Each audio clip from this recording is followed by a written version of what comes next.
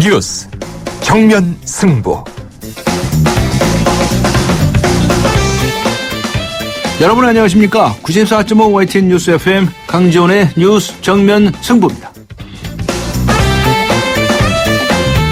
그동안 담뱃값 인상을 두고 찬반 논란이 뜨거웠죠. 담뱃값을 올려야 흡연율이 감소된다는 의견. 그런가 하면 서민만을 울리는 정책이다라고 하는 반대 의견에 이르기까지 언제나 뜨거운 감자였습니다. 그런데 오늘 문형표 보건복지부 장관이 담뱃값 인상 논란에 뜨거운 기름을 부었습니다. 담뱃값을 최소한 4,500원 수준까지 올려야 한다는 것입니다. 그 이유는 담뱃값이 4,500원 수준으로 인상된다면 흡연율이 10% 이상 떨어지는 것으로 나타났기 때문이라고 합니다. 여러분 어떻게 생각하십니까? 담뱃값을 4,500원으로 인상하면 흡연율을 낮출 수 있을까요? 네, 오늘 뉴스 정면 승부가 청취자 여러분께 드리는 질문입니다. 담뱃값을 4,500원으로 인상하면 흡연율을 낮출 수 있을까요? 짧은 문자 50원, 긴 문자 100원의 유료 문자입니다. 우물정 0945, 우물정 0945번으로 의견 보내주시기 바랍니다. YTN 라디오 어플리케이션 예스로 듣고 계신 분들도 계시지요. 예스 게시판에 글을 남기셔도 됩니다. 추첨을 통해서 정통 시사 주간지 주간 경향 구독권 보내드리겠습니다. 9월 2일 화요일 94.5 YTN 뉴스 FM 강지원의 뉴스 정면 승부 들어갑니다.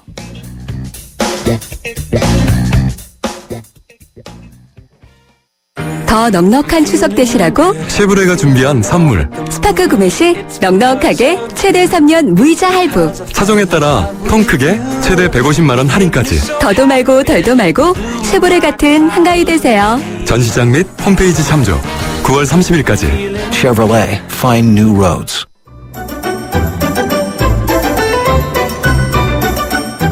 친절한 숙현 씨의 까칠한 뉴스. 네, 친절한 숙현 씨, 시사 칼럼니스트 이숙현 씨 나오셨습니다. 안녕하셨습니까? 네, 안녕하세요. 네, 윤모 일병 구타 사망 사건을 수사했었죠. 육군 3군 사령부 감찰부. 네네. 그런데 가해 병사들에게 살인죄를 네. 적용하겠다. 이렇게 최종적으로 결정을 하고 발표를 했네요. 네, 결국은 그렇게 됐습니다. 네. 3군 사령부 검찰부는요, 오늘 이렇게 얘기를 했습니다. 이 이모병장과 하모병장 등 윤일병 가해 병사 4명에 대해서 네. 살인의 미필적 고의를 인정할 수 있다고 보고 주의적으로는 살인죄 그리고 예비적으로 상해치사죄를 적용한 것으로 공소장을 변경했다고 밝혔습니다. 네. 앞서 3군 사령부와는 달리 28사단 검찰부는 지난 5월 군사법원에 제출한 공소장에서요, 이 가해 병사들에게 상해치사죄만 적용해서 논란이 된 바 있었습니다. 3군 사령부 검찰부에 따르면요, 범행 당일 윤일병은 극도로 신체가 허약해진 상황에서 많은 이상 징후를 보였다는 것을 피고인들이 인지하고 있었지만 네. 지속적으로 잔혹한 구타가 계속됐다라고 네. 지적을 했고요. 네.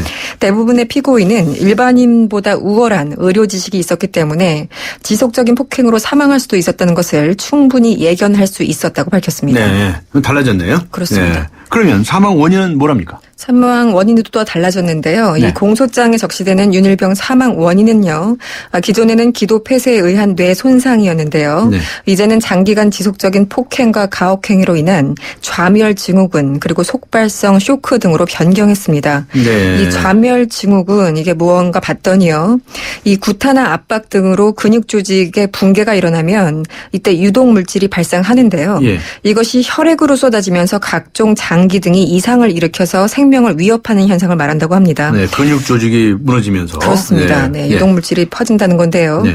어쨌든 그 전에 부실수사 의혹이 사실상 증명된 것으로 보입니다.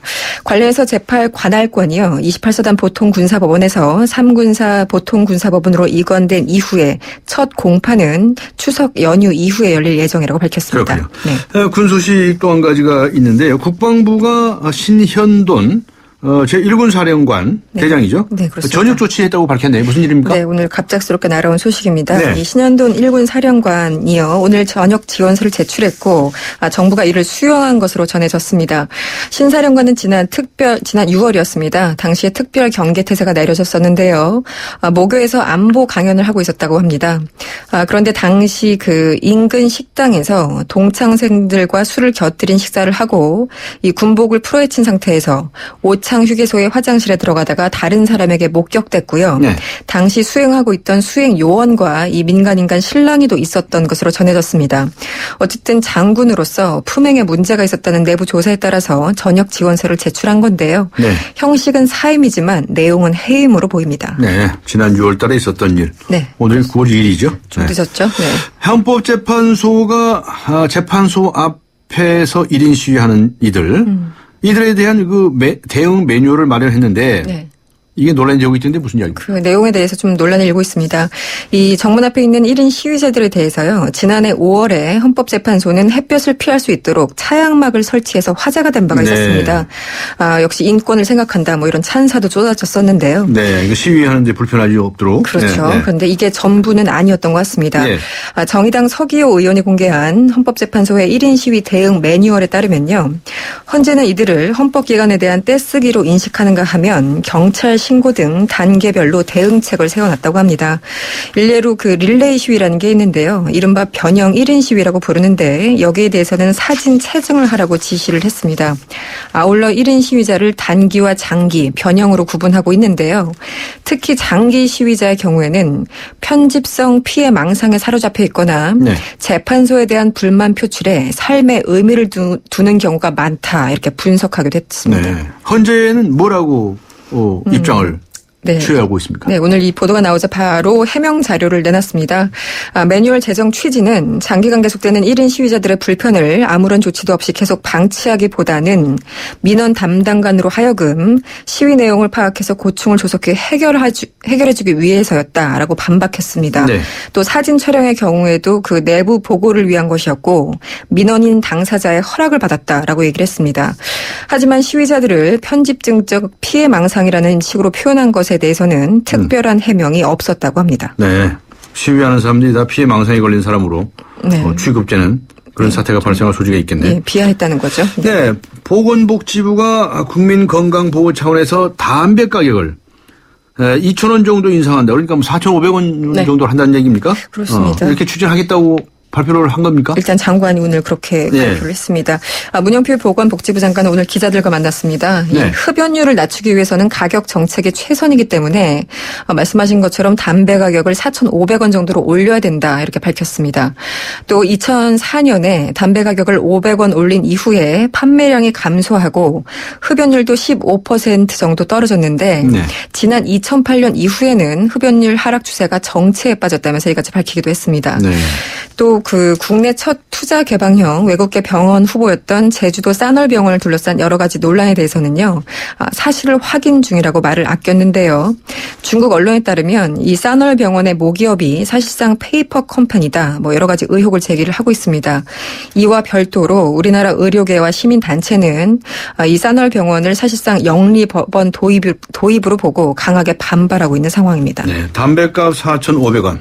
글쎄요. 어떤 반응이 어떨지 모르겠네요. 네. 오늘 우리 YTN 뉴스 정면승부에서 청취자 여러분께 의견을 듣고 있습니다. 네. 어떤 의견이 올라오는지 좀 보고자 합니다.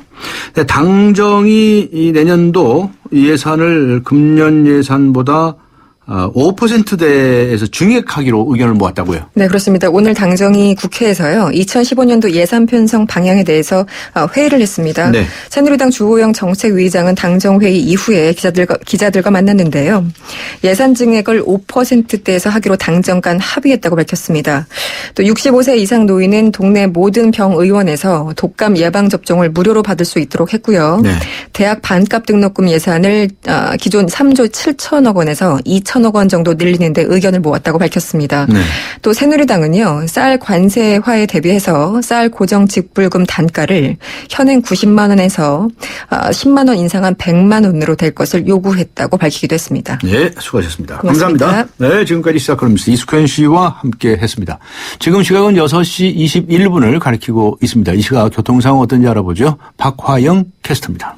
네, 퇴근길 많이 밀리고 있습니다. 지금 양평교 동단과 서단 사이 3차로에는 사고도 있었고요. 올림픽대로는 여의 2교에서 한강대교까지 밀리고 있고 동호대교 앞두고는 사고까지 나서 부근으로 답답합니다. 반대 공항 가는 길은 잠실대교에서 동작대교까지 시속 20km가 채 안 나고 있고요. 강변북로 일산에서 구리 쪽으로는 가양대교에서 동호대교를 지나 영동대교까지 속도 못 올리고 있습니다.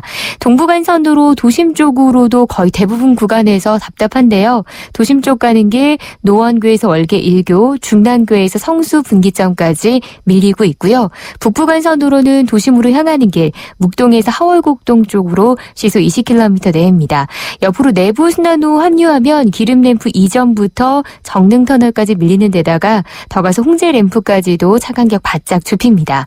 반대 성수동 쪽으로도 교통량이 많은데요. 성산램프 이전부터 정릉터널까지 속도 못 올리고 있고요.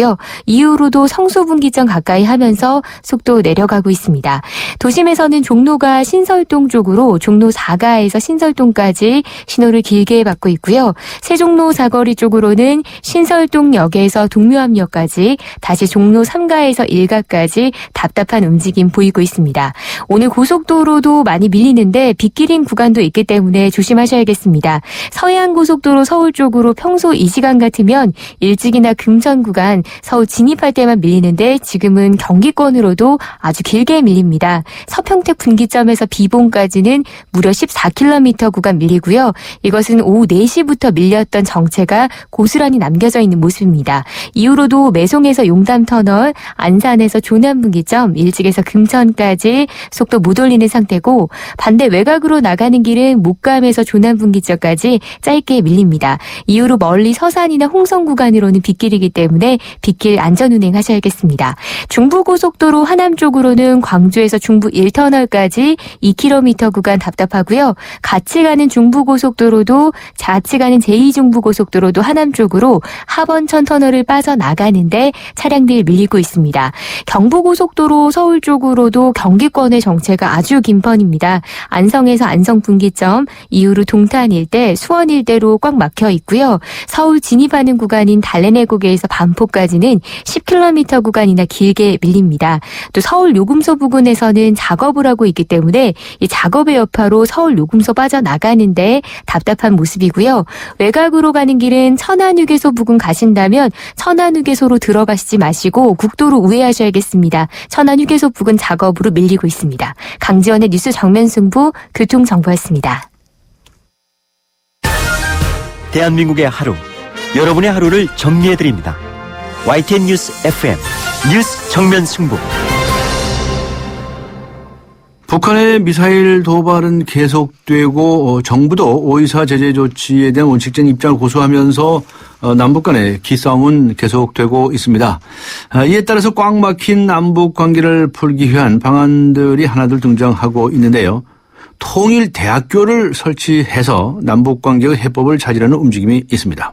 통일대학교 설치법을 발의한 새누리당의 조명철 의원 연결해서 이야기 나눠보겠습니다. 안녕하세요. 안녕하십니까. 네, 통일대학교 설치법 이 발의를 하셨다고요? 예, 그렇습니다. 네, 통일대학교라는 게 어떤 대학교입니까? 지금 현재 북한 대학원 대학교 네, 비롯해가지고 일부 대학들에서 북한 학과들을 운영하고 있습니다. 네, 그런데 지금 현재 북한에 대한 연구, 그 다음에 남북 관계에 대한 연구, 통일에 관한 연구들이 다양한 측면에서 연구가 되고 있습니다만 네. 대단히 산발적이고, 그리고 또 그 깊이에 있어서나 폭에 있어서 상당히 협소한 측면도 있고, 그리고 대단히 좀 용세합니다. 그래서 우리가 지금 미래로 가는 가장 중요한 우리의 대한민국의 국가의 과제로서 통일을 얘기하고 있음에도 불구하고 네. 통일과 관련된 학문적인 접근, 현실적인 어떤 정보적 접근, 그리고 그 정보에 기초한 어떤 정책 구성을 위한 어떤 접근 이런 것들이 네. 대단히 영세해서 이전에 이렇게는 안 된다. 체계적이고 깊이 있고 폭넓은 그리고 미래지향적인 어떤 준비를 해야 된다. 그것이 교육 분야에서는 대학교 형태로 출범을 해야 된다라는 생각을 가지고 이 법을 만들었습니다. 네. 그러니까 이제 뭐 국립대학교 같은 건가 보네요. 국가에서 만든다는 거죠? 예, 그렇습니다. 지금 왜 그런가 하면 예. 통일은 우리 국가의 가장 중대한 과제고요. 그리고 국가가 추구해야 될 어떤 최종의 목표고, 예. 그런, 중차대한, 어떤 임무의 측면에서 볼 때는 국가가 일단 나서야 되고요. 두 번째는 그런 이유가 지금 현재 남북 관계, 통일 관계에 민간이나 기업이 참여하기에는 그 환경이 너무 열악합니다. 그래가지고 그런 쪽에서 참여를 했을 때 의지 하나만 가지고 지속 가능한 연구나 그다음 정책 개발이나 그리고 어떤 현장에서의 어떤 행동이나 이런 것들이 연결될 수 없는 그런 척박한 환경이란 말이죠. 그래서 이것을 주도한다는 측면에서 국가가 나서야 되고 또 국가가 나설 때 사회와 기업과 단체가 함께 갈 수 있다 이렇게 보는 겁니다. 네, 이거 4년제 대학교 말씀하시는 거죠? 예, 우리 정규대학 정규 4년제 대학교를 말씀하시는 거군요. 예. 뭐 통일교육원 같은데 뭐 통일 미래 지도자 과정 같은 게 있는데 이런 거하고 다르네요. 그러니까 학부 과정으로 만든다는 말씀이십니까? 훨씬 네. 범위를 넓히고요. 네. 그리고 우리가 지금까지 역사적으로 해왔던 통일, 대북, 남북 관계의 역사적 자료와 정보와 경험과 교훈들을 총집대성한 그런 커리큘럼을 만드는 부분이 하나가 있겠고요. 네. 그리고 하나는 그러한 경험적인 역사적인 그런 지식을 바탕으로 해서 현실의 정책을 만들어가는 능력 있는 일꾼들을 키우자는 것이고요. 그리고 그러한 정책을 기초해서 아주 우리의 통일이 정말 국민들에게 희망을 줄 수 있고 현실적으로 행복을 가져다 줄 수 있는 그러한 과정으로 이끌어갈 수 있는 그런 시스템을 만드는 데 기여할 수 있는 인재를 양성하자는 겁니다. 그래서 그런 의미에서 이제는 산발적이고 영세한 교육으로는 안 된다. 국가의 적극적인 참여와 국가의 적극적인 인도를 통해서 이끌어내보자 이런 취지입니다. 네. 정부 측하고는 협의를 해보셨나요? 여러 국회의원님들하고 협의를 했고요. 예. 많은 여야의 국회의원님들이 이해를 해주시고 송원을 해주고 지지를 해. 정부 측에서 정부 측하고는요. 예. 근데 정부 측하고는 아주 아주 구체적인 부분 이쪽은 아직 하진 못했습니다. 왜냐하면 네. 예산 문제 네. 그리고 또 여러 가지 TO 인력 문제, 교육 인력 문제 알겠습니다. 이런 것들이 여러 가지 겹쳐 있지 않습니까? 그래서 앞으로 지속적인 협의를 해 나갔고요, 설득을 해 나가겠습니다. 네. 조명철 의원님께서는 얼마 전에 새누리당의 북한 인권 및 탈북자 납북자 위원장에 임명이 되셨죠? 예, 당직을 하나 맡았습니다. 근데 어떤 활동을 주로 하십니까? 제일 평소에 생각했던 부분 이런 겁니다. 남북 관계가 개선된다는 의미, 그리고 우리가 통일로 접근해 간다는 의미는 뭐냐 하면 남과 북이 가지고 있는 역사적이고 현실적인 아픔을 해결해 가는 과정이다. 저는 이렇게 정의를 합니다. 네. 남과 북에는 서로 아픔이 있습니다. 우리만 얘기하면 우리는 6.25 때 적을 지켜서 싸우던 국군 포로들이 있습니다. 그리고 그 이후에 납북자들도 있습니다. 그리고 분단으로 인해서 수십만의 이재민들이 분단 이재민들이 있지 않습니까? 이산가족이죠. 네. 이런 것들을 진정으로 해결하는 과정이 남북관계 개선이고 통일의 접근에 가는 과정이다. 이렇게 봅니다. 그리고 북한으로 보면 당장의 경제적 결핍에 의해서 어린이, 노약자, 그다음에 여성들이 고통을 받고 있고 지역 주민들이 고통을 받고 있지 않습니까? 그래서 굶주림 이런 것들을 북한 측에 또 어떤 아픔이고 이런 것들을 서로 해결하는 거죠.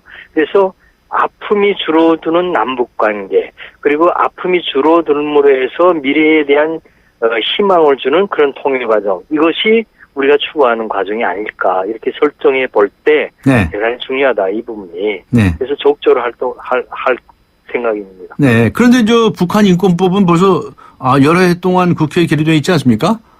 이거 왜 안 됩니까?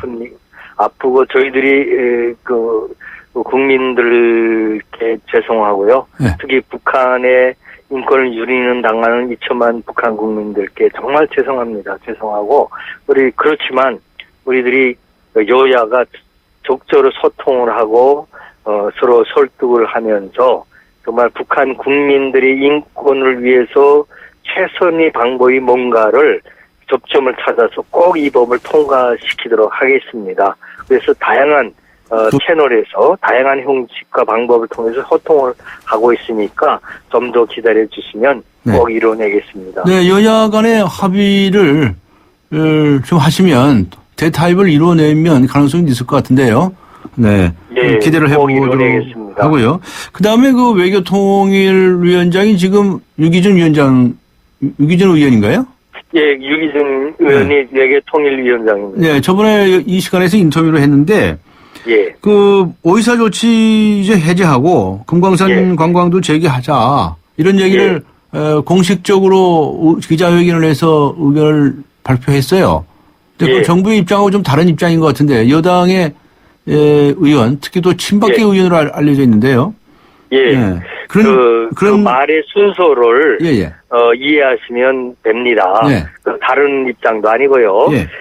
오이사 조치 금강산 관광이 중단된 원인 제공자가 북한 아닙니까? 네. 그래서 이 원인 제공자가 거기에 희생자들 그리고 원인 제공자에 의해서 피해받은 사람들 더군다나 우리 대한민국 국민들의 어떤 안전과 재발 방지 약속 그리고 자존심 이런 것들을 풀어줘야 될 당사자는 북한입니다. 네. 그래서 그 북한이 적극적으로 좀 전향적으로 나오라. 그러면 적극적으로 풀겠다는 게 지금의 우리 정부의 입장이고 우리 국민의 생각일 겁니다. 네. 그래서 그런 의미에서 오이사 조치가 남북 관계를 진전시키고 통일로 가는 과정에 긍정적인 역할로 작용할 수 있다라고 보는 국민은 없지 않겠습니까?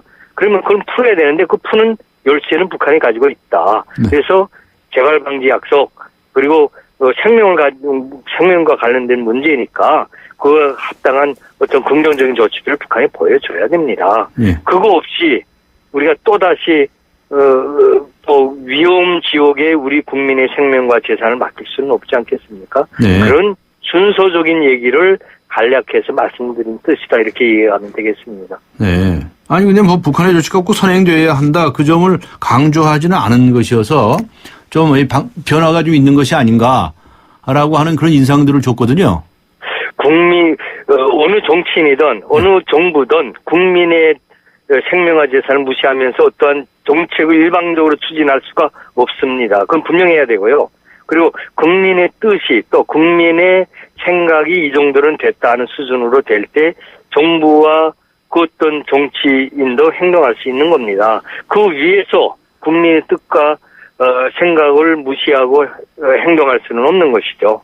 네, 알겠습니다. 시간이 다 돼서 오늘 말씀 여기까지 들어야 되겠습니다. 수고하셨습니다. 예, 감사합니다. 네, 감사합니다. 지금까지 새누리당의 조명철 의원이었습니다. 삼성 신도시 분양 속보입니다. 눈앞엔 골프장 조망, 단지 앞엔 초중고교와 도서관, 중심 상업시설까지 가까운 968세대 대단지가 옵니다. 상위 40개 건설사 중 부채 비율이 두 번째로 낮다는 그 동일이죠? 삼성이 아껴둔 중소형 대단지, 고양 삼성 7블럭, 동일 스위트 1차. 문의 02381-7373.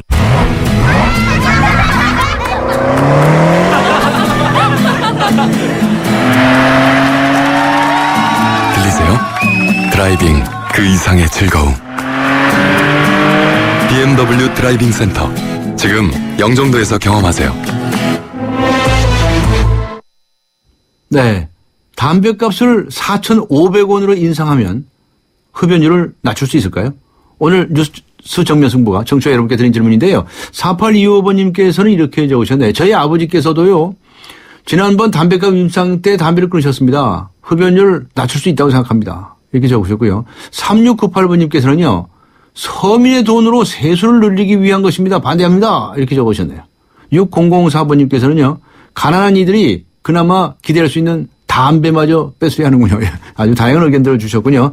우물정 0945번입니다. 우물정 0945. 짧은 문자 50원, 긴 문자 100원의 유료 문자지요. YTN 라디오 애플리케이션 예스로 듣고 계신 분들은 예스 게시판에 글을 남겨주시기 바랍니다. 강지원의 뉴스 정면 승부 1부 여기서 마치고요. 잠시 후 2부에서 뵙겠습니다. 2014 YTN 연중기획 함께하는 미래 창조 대한민국 상담 전문가인 이호선 박사입니다.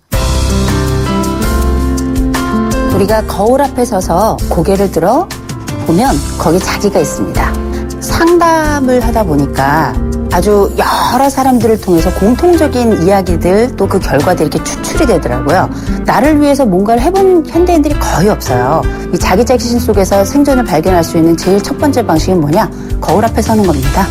내 속에서 답을 찾는 것, 그리고 나를 위로하는 것. 이런 자기 효능감, 내가 잘 해낼 수 있다는 신념을 갖게 된다면 그 순간 더불어 사는 세상, 21세기 우리 대한민국 사람들이 함께 살아가는 세상이 아닐까 싶습니다. 2014 YTN 연중기획 함께하는 미래 창조 대한민국 YTN 라디오가 함께합니다.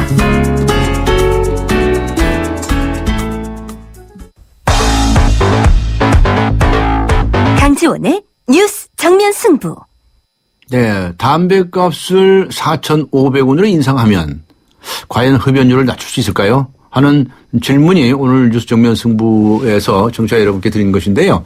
2679번님께서는 담배값을 꼭 선진국과 비교하는데 그럼 근로자들의 월급도 같이 비교해서 올려줘야 하는 거 아닙니까? 이렇게 적어주셨네요. 네, 오늘 아주 문자 엄청 많이 보내주시는데요. 4107번님께서는요. 이렇게 적어주셨습니다. 담배값 4,500원은 담배 중독을 막기엔 역부족입니다. 서민 주머니만 가벼워질 겁니다. 적어도 8,000원 이상 되어야 중독을 치료하려는 시도가 있을 겁니다. 또한 새로 피우기 시작하는 사람도 줄겠죠. 이렇게 적어주셨네요. 네, 우물정 0945, 우물정 0945번입니다. 짧은 문자 50원, 긴 문자 100원의 유료 문자지요. YTN 라디오 애플리케이션 예스 게시판에도 글을 남기실 수 있습니다. 추첨을 통해서 정통 시사 주간지 주간 경향 구독권 보내드리겠습니다. 강지원의 뉴스 정면 승부 2부 들어갑니다.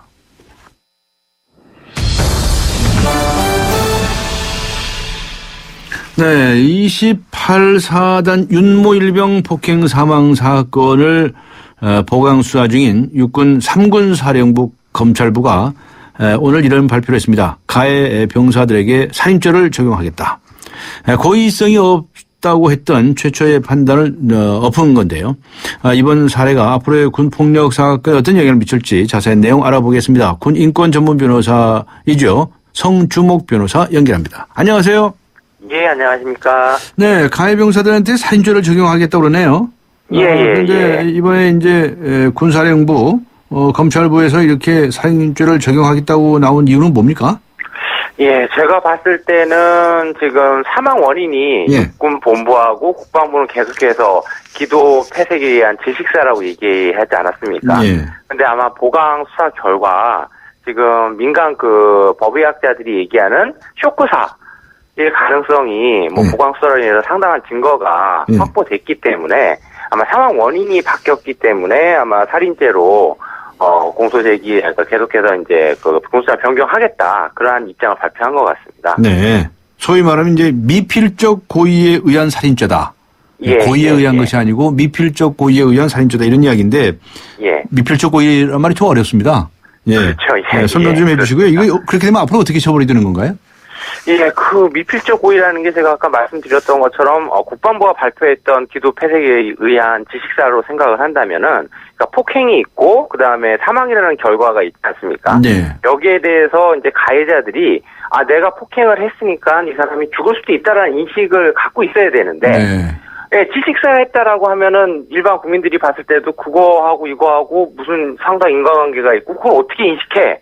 라고 생각을 할 거 아닙니까? 기도가 그냥 표시했다니까.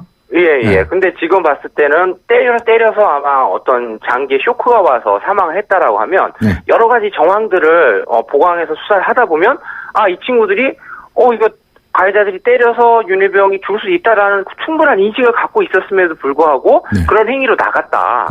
아마 그런 결론을 내린 것 같고요. 아마 그 살인죄로 인정이 돼서 공소장 변경이 된다라고 한다면 뭐 살인죄는 잘 아시겠지만 무기 사형 무기 5년 이상의 징역인데 굉장히 중형에 처해지지 않을까라고 생각이 됩니다. 네, 그렇겠죠 아무래도. 예. 가해 병사들이 한둘이 아니잖아요.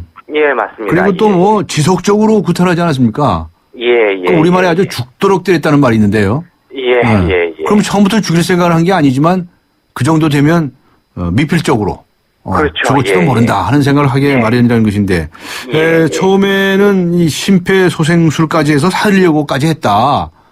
그래서 살인의 고의가 없었다. 그렇게 말하지 않았었어요? 그죠? 예, 맞습니다. 검찰부에서 그렇게 28사단 검찰부에서 그렇게 23사단 검찰부가 발표를 했는데 근데 뭐 누구나 예를 들어서 칼을 들고 찔렀다라고 한다면 그 사람이 뭐 살인의 고의를 갖고 찔렀다고 한다면 근데 순간적으로 피를 봤다라고 하면 통상적인 사람들은 이제 당황하기 때문에 자기의 잘못을 반성을 해서 119에 신고를 한다든지 아니 응급조치를 하는 경우들도 다반사입니다. 근데 단지 심폐소생술을 했다는 것만으로 이 친구들은 가해자들은 고의가 없다라고 판단한 부분에 대해서는 약간 법리적으로 약간 의문이 많이 가는 부분이었죠. 근데 지금 다시 보강 수사를 해서 살려달라고 애원을 했는데도 불구하고 계속해서 구타를 했다. 가혹행위를 했다라는 정황까지 발견됐으니까 아마 살인죄로 공소장 변경하는 데는 그렇게 무리가 없지 않을까라고 생각을 합니다. 네. 살려달라고 했는데도 불구하고 계속 때렸다. 예, 그러면 이제 안 살려주겠다 그 뜻 아니에요. 계속 때린다는 얘기는. 그렇죠, 그러면 이제 죽을 수도 있다라는 생각이겠죠. 그리고 지금 심폐소생 가해자들이 말씀하십시오. 가해자들이 또 의무병이기 때문에 어떤 의료 기술에 대해서 고용교육을 받은 사람들입니다. 그럼에도 불구하고 소변을 지린다든지 아니면은 살려달라 애원을 하고 의식이 잃었음에도 불구하고 계속해서 구타를 했다, 가혹행위를 했다. 그러면 그 시점에서는 일정 정도 어떤 살인의 미필적 고의가 있다고 봐야 되지 않을까라고 생각이 드네요. 이번에 워낙에 사회적으로 크게 이슈가 된 사건이고요. 또 온 국민이 또 분노하고 그러지 않았습니까? 자식들을 또 군에 보낸 부모님들은 마음은 어떻겠어요?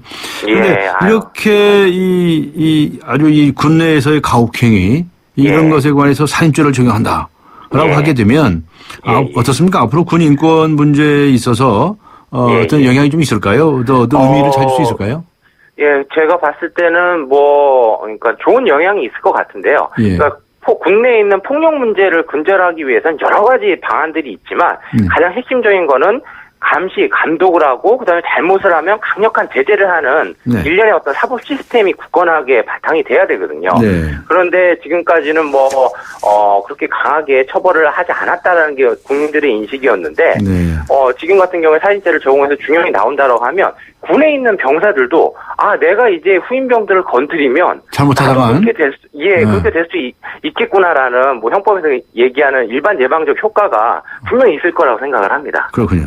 그런데 이제 그렇게 사법적인 처벌을 통해서 이제 일반 예방적인 그런 효과도 도모를 해야 되겠지만 근본적으로는 이제 군에서 인권 의식이 향상이 되고 여러 가지 이제 제도적인 조치가 이루어져야 되지 않느냐는 이제 목소리가 많지 않습니까? 그래서 이제 군 인권법 얘기가 나오는데 군 인권법이 이건 안 되는 겁니까?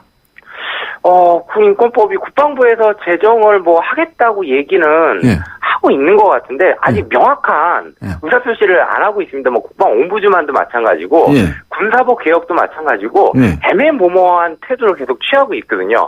한다면 한다고 얘기를 해야 되고 안 하면 안 한다고 얘기를 해야 되는데 내부적으로도 아마 정리가 안 되지 않았나라는 그런 생각이 듭니다. 그 씩씩한 국방부가 왜 그렇습니까? 굉장히 좀 민감한 문제들이거든요. 민감해요? 뭐가 민감한데요? 예를 들어서 휴대폰 문제 있지 않습니까? 휴대폰을 지급한다라고 하면 예를 들어서 지금은 막 이렇게 여론이 뜨거우니까 휴대폰을 지급할 수 있습니다. 그런데 한 1, 2년 뒤에는 무슨 사건이 터져갖고 휴대폰을 국방부 장관이 명령 하나로 싹 다 수거할 수 있거든요. 그런데 예를 들어서 통신의 자유라는 제목 하에 군인권법에 어떤 통신의 자유에 제한되는 한도가 명확하게 규정이 되면 군에서는 이제는 재량권이 없어지거든요. 네. 그렇기 때문에 조금 군에 있어서는 조금 난감한 문제들이 발생할 수가 있죠. 군인권법이 제정됨으로써. 네. 국방부 옴부즈만 제도에 대해서는 지지하시는 분들이 많던데. 예. 국방부 옴부즈만 제도 같은 경우는 반드시 도입이 돼야 되거든요. 그러니까 지금 보면은 외부기관에서 할 수 있는 데가 국가인권위원회하고 권익위원회 2가지 정도입니다. 그런데 이제 국방 옴부즈만이 도입이 된다라고 하면 국회에 둔다는 거죠? 예, 국회 소속에 둔다고 하면 그러니까는 독일의 경우를 차용해 본다면 예산, 인력, 권한이 한 국가인권위원회 한 50배 정도 되는 기구가 국회 산하에 딱 생긴다는 얘기거든요. 네. 그러면 분명히 실효성 있는 효과가 이미 다 선진국에서는 다 입증이 됐고요. 우리나라에서도 입증이 될 수 있으리라고 저는 확신을 합니다. 네. 성주목 변호사님께서는 군에서 검사 노릇도 하시고 판사 노릇도 하시고 경험하셨지 않습니까? 그런데 어떻습니까? 우리나라 이 국방 시스템에 대해서 이게 지나치게 대외적으로 폐쇄적이다. 이런 지적이 있습니다. 외국하고 비교해 보면 어떻습니까? 이거 너무나 지나치게 폐쇄하지 않을 것도 폐쇄하는 그런 경향이 있다라는 지적이 있는 것에 대해서는 어떻게 생각하시는지요? 그거는 제가 이제 대만이나 이런 쪽에 이제 직접 출장도 다녀오고 거기 이제 군 문화를 이제 제가 이렇게 접해봤습니다. 근데 우리하고 가장 비슷한 그러니까 동양에 있고 또 징병제를 지금 이제 모병제를 바뀌고 있지만 또 중국과의 대치가 있고 하는 대만의 경우에는 그러니까 민간 단체가 어떻게 보면 지금 뭐 이슈를 일으키고 있는 여러 가지 시민 단체들이 있지 않습니까? 그 민간 단체조차도 군내 어떻게 보면은 접근할 수 있는 통로들이 굉장히 우리나라에 비해서 많이 열려 있습니다. 그러니까 뭐 국가기관도 아니고 그냥 민간인이 들어가는 겁니다, 군에. 그래서 뭐 구타미 가혹행위가 있었다, 인권 침해가 있었다라고 하면 들어가서 지휘관하고 면담도 하고 뭐 어떻게 된 거냐 얘기도 하고 그런 권한들이 주어져 있거든요. 근데 우리나라 군은 뭐가 무서워서 그런지 문을 꼭꼭 닫고 있으니 밖에 있는 부모님들이나 국민들은 그게 의아하고 또 궁금하고 답답한 지경에 이르게 되는 거죠. 그럴 때 이제 군에서 늘 제 얘기를 많이 하는 것이 뭐냐면 이거 보안상 문제가 있다. 북한에서 북한에서 어쩌고 이제 이런 얘기를 제일 많이 하는데 어떻습니까? 이건 보안을 유지할 것은 유지하면서도 그렇지 아니한 부분의 것들에 관해서는 좀 더 개방적으로 해야 된다라는 얘기들이 있을 수 있는데요. 그렇게 보시나요? 맞습니다. 근데 그게 그러니까 군사 기밀이라고 하는 게 국방부 얘기가 전혀 이치에 안 맞는 게 이치가 안 맞아요? 이치? 안 맞습니다. 안 맞는 게 지금 뭐 국방 옴부즈만이라는 기구는 국회 산하에 두는 국가 공무원들로 구성되어 있는 기구입니다. 근데 국가 공무원이 군에 들어가서 조사를 한다는데 무슨 군사 기밀이 뭔가 이렇게 밖으로 발설될 위험이 없을 뿐더러 그다음에 인권 침해 사건이 있어서 주요 핵심은 뭐냐면 피해자나 가해자를 불러다가 대면 조사하는 겁니다. 그거는 군 부대 밖에서 해도 되고요. 어디 제3의 장소에서 해도 되거든요. 그렇기 때문에 군사 기밀이 어떻게 보면 침해될 개연성이나 가능성은 군에서 우려하는 거에 10분의 1, 20분의 1도 안 되거든요. 근데 이걸 갖다가 군사 기밀이 누출되기 때문에 못하겠다라고 하는 건 이게 앞뒤가 안 맞는 주장 같군요, 제 생각에는. 네, 그렇군요. 하여튼 이제 군의 문화가, 군사 문화도 지나치게 폐쇄적이거나 그래서는 안 된다 하는 말씀으로 들리는군요. 오늘 1군 사령관 대장, 오늘 해임, 뭐 사실상 해임인지 이제 전역이 된 건지 모르겠는데 그 얘기 들으셨나요? 그거는 제가 우리 진행자 이렇게 변호사님한테 처음 듣는 그러세요? 좀 전에 뉴스가 나왔었는데 모르시는군요. 네, 알겠습니다. 자, 그다음에 군의혁신위원회에서 말이죠. 우선 조치 과제로 선정을 한 것들이 있지 않습니까? 요 어떤 것들이 있고 좀 이 실효성이 있다고 보시는지요? 혁신위에서 얘기한 게 평일날 면회를 가능하게 하겠다. 단지 일과 시간 이후다. 예. 그다음에 뭐 휴대폰은 뭐 중대급의 같은 병사들, 계급의 병사들한테 지급을 하겠다. 예. 뭐 이 정도 얘기. 그다음에 무슨 초급 간부들로 하여금 뭐 저 SNS를 통해서 부모님들과 소통하게 하겠다. 예. 뭐 이런 얘기들이 나오고 있는데요. 예. 근데 제가 의아하게 생각하는 게 네. 지금 가해자들이 있지 않습니까? 예. 가해자들이 과연 윤일병한테 그렇게 구타및 가혹행위를 가하고 어떤 살인죄까지 지금 다다르게 됐는데 그 원인이 휴가를 못 가서인지 핸드폰을 못 해서인지 예. 부모님하고 무슨 SNS를 못 해서 그런 건지 네. 그 부분을 조금 그분이 명확하게 됐으면 좋겠어요. 아. 그 원인에 대해서는 분석을 안 하고 네. 그 가해자들이 왜 그런 행위에 이르게 됐는지를 알아야지 대책을 세울 거 아닙니까? 예. 거기에 대해서 아무런 답도 국민들한테 안 주면서 갑자기 뜬금없이 휴가를 보내주겠다, 뭘 하겠다고 하는데 그게 과연 이 국내에 있어서 구타 및 가혹행위, 인권 침해 행위에 대한 솔루션이 되겠느냐는 얘기죠. 네. 예, 그러니까 그럼 근본적인 원인을 찾아서 그쪽으로 접근을 해야 된다 이런 말씀이시네요? 그렇죠, 예, 맞습니다. 근본적인 원인이 뭘까요? 근본적인 이게 참 원인은 근데 군사 문화가 말이죠. 예. 우리나라처럼 이렇게 지시 명령 복종 체제가 이 통상 생활에까지 이렇게 미치는 나라가 세계적으로 이렇게 많이 있습니까? 제가 뭐 호주 군대도 가봤고 여러 가지 근데 미군은 뭐 저 항시 접촉을 해봤는데 그 상사들 앞에서도 다리도 꼬고 담배도 피우고 막 그러던데. 예, 맞습니다. 예. 그리고 부당한 행위가 있으면 바로 지금 얘기하는 고충 처리 제도나 아니면 수사기관이나 이런 데 달려갑니다. 바로 신고를 해요? 예, 바로 갑니다. 바로. 뭐 예를 들어 그게 국방부 장관이나 아니면 군사령관이라 하더라도 자기한테 부당한 제재를 하거나 뭔가 인권 침해를 했다고 하면 미군 같은 경우에는 EO라고 있거든요. 그러니까 인권 그 평등권 관련해서 굉장히 이렇게 중심으로 해서 하는 기구가 따로 있습니다. 거기 그냥 찾아갑니다. 그래서 그냥 얘기를 해버리거든요. 근데 우리나라는 도대체 뭐 일제 잔재인 건지 아니면 권위주의 정부의 어떤 잔재인 건지 왜 이렇게 이게 폐쇄적이고 상명하복이 강조가 되는 군대가 됐는지 사실 저도 그 부분은 좀 의아스럽거든요. 아, 네. 그런데 또 한 가지는 뭐냐면 일로 바쳤다가 더 큰일 나는 수가 있거든요. 그렇죠, 예. 그래서 이제 그 부분은 반대로 생각해 보면 미군 같은 경우에는 하급 그러니까 초급 장교나 하급 장교가 그렇게 얘기를 함에도 불구하고 그 문제가 첫 번째는 해결이 되고요. 그다음에 자신 신상에 대해서 아무런 어떤 피해가 없죠. 없다라는 게 이미 그 군 문화 속에 구성원들 속에 다 인식이 돼 있기 때문에 그게 자연스럽게 가는 거 아니겠습니까? 알겠습니다. 우리도 그렇게 만들어야죠. 네, 알겠습니다. 기대하겠습니다. 수고하셨습니다. 네, 지금까지 감사합니다. 군 인권 전문 변호사죠. 성주목 변호사와 함께 했습니다. 반도여보라 김현욱입니다. 역시 동탄이 신도시 하면 시범단지죠. 10월 시범단지의 마지막 유보라 아이비파크 4.0이 찾아옵니다. KTX 동탄역과 중앙공원, 게다가 복합화 초교 혜택까지. 와우! 역시 마지막이라 더 대단하네요. 반도 유보라 아이비파크 4.0 문의 031-8003-1800. 네, 담배값을 4,500원으로 인상하면 과연 흡연율을 낮출 수 있을까요? 오늘 이 질문에 대해서 많은 분들께서 문자를 보내주시고 계시는데요. 3677번님께서는 지금도 담배값의 세금 비중이 높은데 2,000원 올리면 세금 더 걷겠다는 소리입니다. 이렇게 적으셨고요. 6393번님께서는 45년 올해도 피셨군요. 45년 담배를 피웠는데 4,500원으로 오르면 많이 끊을 겁니다. 이런 답변을 주셨습니다. 우물정 0945번으로 의견 보내주시기 바랍니다. 짧은 문자 50원, 긴 문자 100원의 유료 문자입니다. YTN 라디오 애플리케이션 예스로 듣고 계신 분들께서는 예스 게시판을 활용해 주시기 바랍니다. 3부에서 뵙겠습니다.